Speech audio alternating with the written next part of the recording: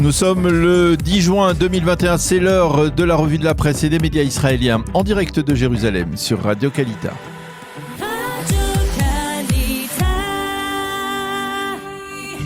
Et on retrouve Daniel Haïka à Jérusalem et ce matin, Daniel, les manchettes des quotidiens israéliens évoquent un compte à rebours. Et oui, Ilana, le Yediot Aharonot, à 3 jours du vote de confiance du gouvernement Bennett-Lapid, eh bien, le Yediot Aharonot affirme que les deux premiers ministres et premiers ministres par alternance font tout pour garantir que ce gouvernement obtienne la confiance de la Chambre. On approche de l'heure de vérité.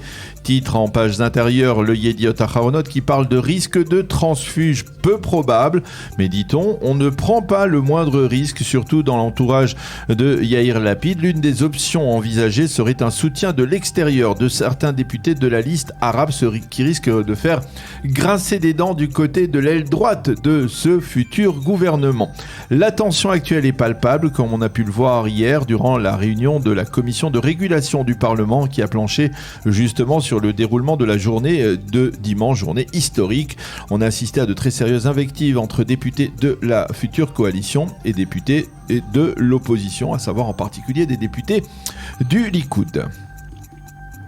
Et puis de son côté, Daniel, le Israël Hayom semble plus préoccupé par l'avenir du Likoud. Et oui, justement, on parle d'un lifting pour le Likoud. C'est la manchette du quotidien gratuit ce matin. Après l'ère Netanyahou qui est en train de se terminer, le parti va devoir faire peau neuve, affirment certains de ses responsables. Quant au meeting de Nir Barkat, l'un des prétendants à la succession de Binyamin Netanyahou, ce meeting qui doit se tenir aujourd'hui, il suscite de très vives critiques à l'intérieur même du parti, où l'on estime que ce n'est pas encore le moment de se propulser à la tête de la formation de droite. Et puis le Likoud fait apparemment face à un grave déficit budgétaire de quelques 80 millions de shekels qui manquent dans les caisses du parti. Et en marge de la situation au Likoud, les partis orthodoxes sont toujours dans l'invective en direction du gouvernement. Hier, le député Meir Porouche du judaïsme unifié de la Torah a déclaré « Je ne me souviens pas d'un gouvernement aussi hostile au tout-puissant. Ce gouvernement va entraîner, je cite, une Shoah spirituelle ici en Eretz Israël ». Fin de citation.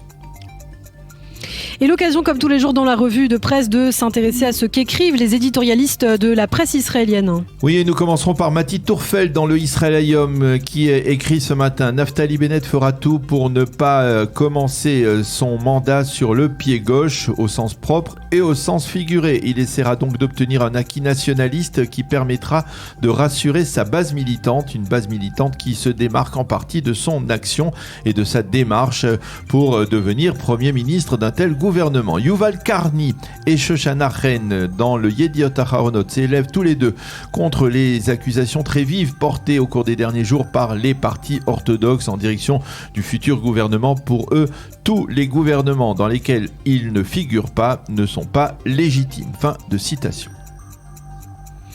Et puis, dans le reste de l'actualité, la police a interdit au député Itamar Ben-Gvir de sionisme religieux de se rendre aujourd'hui sur le mont du Temple. Oui, effectivement, tous les quotidiens israéliens mentionnent en évidence ce développement. C'est le patron de la police, Kobi Shabtai, qui a pris cette décision de crainte d'amplifier des tensions et d'atteinte à la sécurité d'Israël. Est-il écrit dans le communiqué qui annonce cette décision. La police a tout de même autorisé hier soir une autre marche. Il s'agit d'une marche autour des portes du Beth Amikdash, du temple de Jérusalem.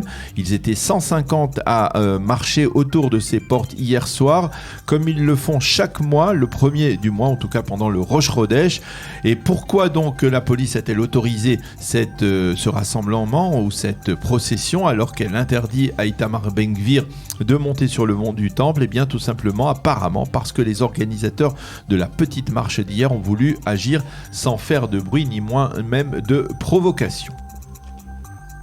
Et puis un officier supérieur israélien a été blâmé par ailleurs par le chef d'état-major pour avoir dialogué avec Naftali Bennett. Oui, c'est un titre qui revient de manière récurrente dans tous les quotidiens israéliens ce matin et sur les sites d'information. Il s'agit du général Ophir Winter qui est un général qui avait déjà fait parler de lui à l'époque de l'opération Bordure Protectrice. Il avait apparemment fourni à l'époque à Naftali Bennett des informations sur l'étendue des tunnels qui reliaient la bande de Gaza au territoire israélien. Cela avait suscité déjà des critiques à l'époque, et là cette fois-ci encore, eh bien apparemment il y a eu des contacts entre Bennett et Ofer Winter qui sont amis depuis de nombreuses années, et cela n'a pas du tout plu au chef d'état-major, le général Aviv Kochavi, qui a donc décidé de blâmer à nouveau Ofer Winter.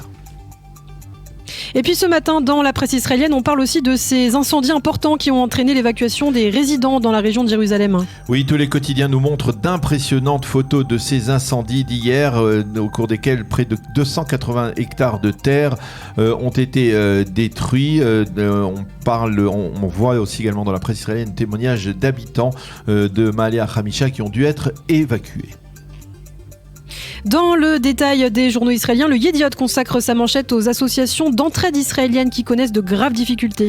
Oui, on n'en parle pas suffisamment, mais le Yediot Aharonot reste très proche de tout l'aspect social. Et effectivement, ces organisations d'entraide sociale ont été très durement affectées par l'année de Corona. Elles ont subi une baisse très sensible des donations. Nous n'avons pas les moyens d'aider ceux des personnes qui ont été les plus touchées par le Corona et par la crise économique, déplorent les responsables de ces organisations d'entraide sociale.